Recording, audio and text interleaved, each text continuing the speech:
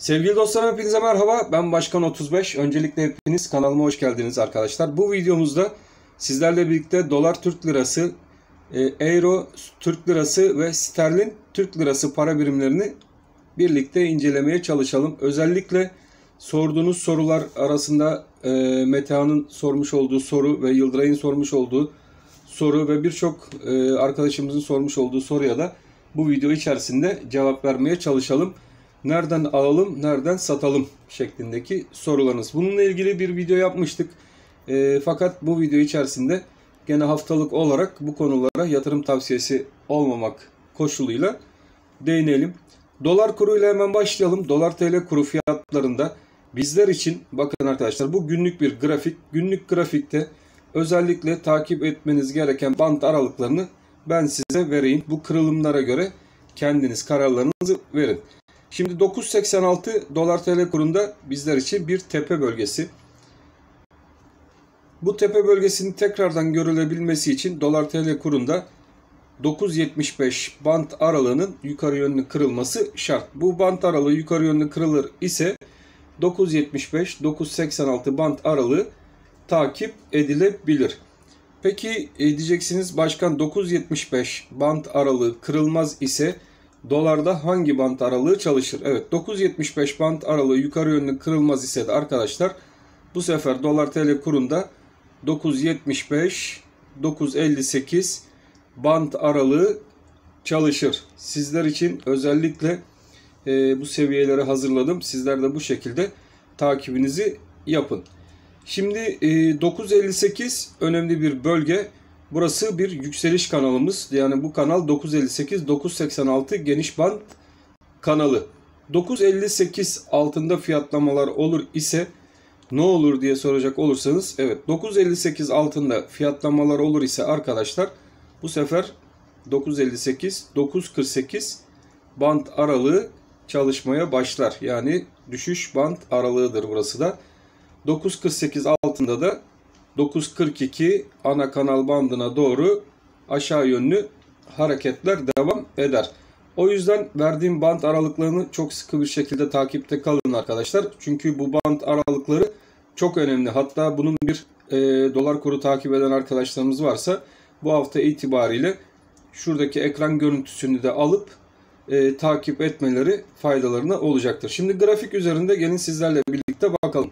Ana kanal bant aralıklarımızı sizlerle birlikte burada verdik. Şimdi şurada gördüğünüz bir çanak kulp ve çanak kulp üzerinde bir oluşum. 9.86'ya kadar bu oluşum geldi.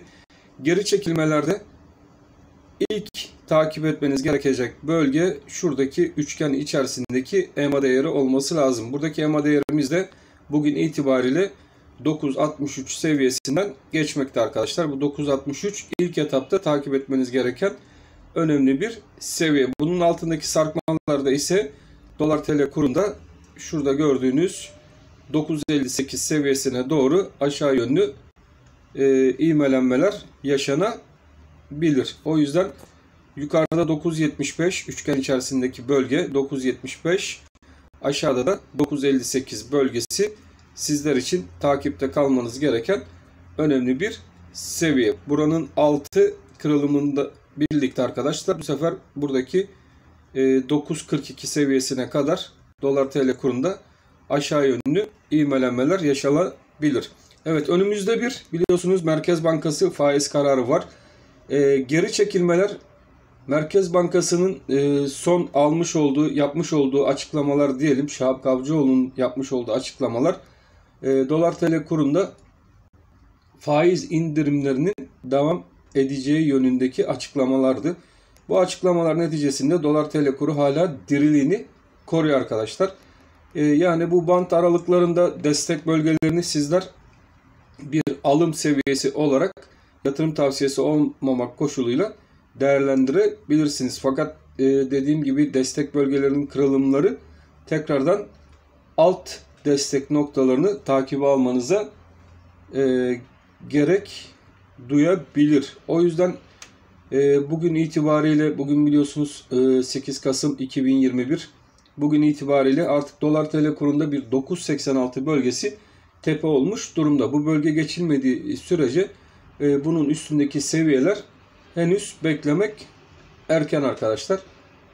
O yüzden bizler de teknik grafikte sizlere gösterebileceğimiz seviyeler ancak bu seviyede sınırlı kalabilir. Tabi bu seviyelerin üst bölgelerini gene bir Fibo oranıyla belirleyebilirsiniz. 9.86 üzerinde mesela 10 lira. 10 üzerinde gene çanak hedeflerimiz var. 10.30, 10.70 bölgeleri. Bunlar 9.86 seviyesinin yukarı yönlü kırılması durumunda çalışabilecek olan seviyelerdir. Bugün itibariyle baktığımız zaman buradaki üçgen takibimizde olacak. Bu üçgenin de dediğim gibi birinci EMA destek bölgesi 9.63, aşağıda 9.58 bölgesinden geçen bir yer. Hareketler bu üçgen içerisinde üçgenin yukarısına veya aşağısına taşmadığı sürece herhangi bir yön söylememiz şu an için erken olacaktır arkadaşlar.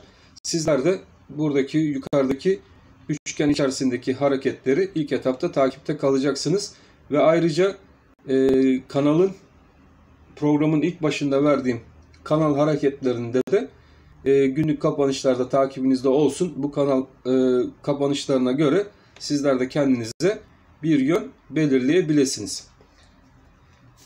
Evet, doları inceledik. Şimdi sterlin yatırımcısı arkadaşlar için kanalları belirleyelim arkadaşlar. Sterlinde biliyorsunuz 13.56 tepe bölgemiz, bizler için en son gördüğümüz tepe bölgemiz. Bu 13.56 altında gene 13.39 bölgesi bir kanal aralığı idi.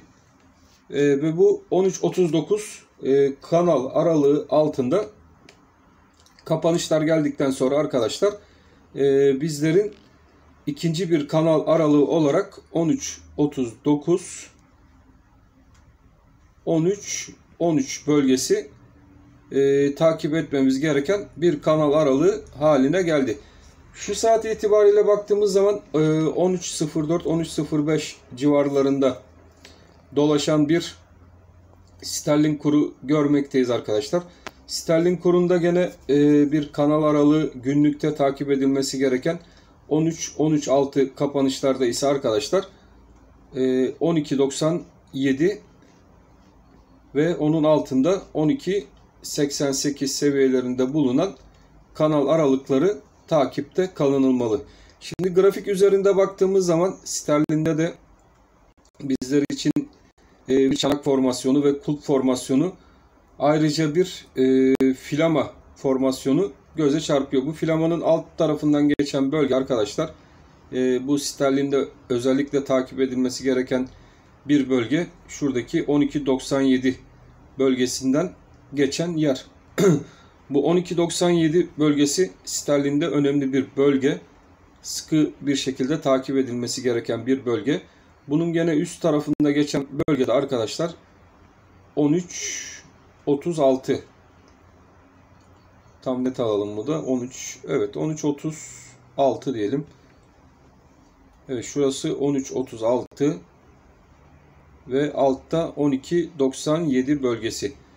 Şimdi buradaki aralık arkadaşlar sterlinde tekrardan yönün yukarıya çevrilebilmesi için buradaki 13.36 seviyesi üzerinde yukarı yönlü hareketler görmemiz şart. 12.97 seviyesi altında ise sterlindeki kapanışlarda yön aşağıya doğru evrilir ve bu sefer 12.88 civarına doğru giden bir sterlin kuru sizlerle birlikte izlemeye devam edebiliriz. Sterlin cephesinde biliyorsunuz artık önümüzdeki aydan itibaren faiz artışlarına başlanabileceği yönündeki sinyaller geldi. O yüzden sterlin tarafında bir faiz arttırımıyla ilgili haberler gerçeğe dönüşür. İngiltere Merkez Bankası faiz arttırımlarına başlarsa arkadaşlar, bu düzeltmelerden sonraki yön tekrardan yukarı yönlü sterlin bölgesinde çevrilebilir. Sizlerin en iyi ve hızlı bir şekilde takip etmeniz gereken destekler özellikle 13.03 bölgesindeki bulunan destek ve 12.78 civarında bulunan destek bölgesi. Bu 12.78 destek bölgesi aşağı yönlü kırılmadığı müddetçe sterlinde hareketler gene bu 13 12.56 ve 12.78 band aralığında çalışmaya devam edecektir. Fakat 12.78 bölgesi aşağı yönlü kırılır ise bu bir trend değişimi anlamı taşıyacağından dolayı sterlin TL'den pozisyonlarımızı azaltma yönüne gitmekte fayda var arkadaşlar. O yüzden sizler 12.78'e bu hafta itibariyle dikkat edin. Kısada gene takip edeceğimiz en önemli seviye 12.97 13.40 aralığı olacak. 12.97 13.40 aralığı. 12.97 altında kırılımlar sterlini tekrardan aşağı yönlü 12.88 12.78 seviyesine doğru hareketlerini de hızlandırabilir. Bunlar düzeltme hareketi şeklinde takip edilmeli arkadaşlar. Çünkü Euro bölgesinde de özellikle İngiltere Merkez Bankası'nın yapacağı faiz arttırımıyla birlikte sterlin gene bizim ekonomik olarak takip ettiğimiz kurlar üzerindeki değerlerde biliyorsunuz yukarı yönlü hareketleri tetikleyebilir. O yüzden sterlindeki arkadaşların dikkatli olmasında 12.78 altında bir kapanış olmadığı müddetçe de pozisyonlarını korumakta fayda var arkadaşlar. Tabii bu sizin kendinize bağlı, kar al seviyelerinizi nerelere yerleştirirsiniz onun kararını sizler vereceksiniz. Euro tarafına baktığımız zaman Euro'da 11.13. Bakın şuradan geçen 11.13 destek bölgesi. Burası önemli arkadaşlar.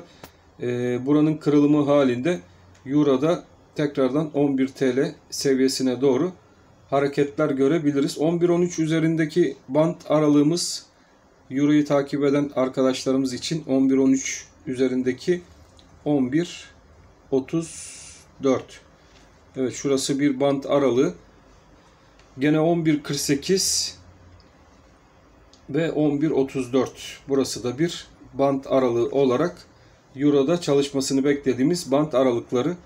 11.13 seviyesi önemli. Kırılımı halinde bir alt band olan 11 TL civarlarına doğru burada da aşağı yönlü hareketler görme olasılığımız fazlalaşır. Fakat 11.13 11.08 üzerinde kalındıkça da Euro gene yukarı yönlü hareketlerine devam edecektir. Euro'da bizler için bir stop bölgesi belirlemek isteyecek olursak da arkadaşlar Euro'daki arkadaşlar için en güzel stop bölgesi 10.88 bölgesinde bulunan yerdir. Bu 10.88 üzerinde Euro'da kaldıkça hareketleri yukarı yönlü devam edecektir. Fakat 10.88 altında bir kapanış veya iki kapanış görürsek Euro'da da hareketler bu sefer trend değişti, aşağı yönlü döndü diyebiliriz. Bizler için 10.88 11.08 takip edecek olursak burada da 11.13. Evet, şurada da bir 11.13 bölgesi. Bunlar önemli destek bölgelerimiz arkadaşlar. Bu destek bölgelerine göre sizler de kendinize strateji belirleyebilirsiniz. Evet, euro, sterlin ve dolar Türk lirasını sizlerle birlikte değerlendirdik. Bizler için önemli seviyeleri de burada grafik üzerinde test ettik ve göstermeye çalıştık. Ben hepinizi çok seviyorum. Hepiniz Allah'a emanet olun. Hoşça kalın arkadaşlar.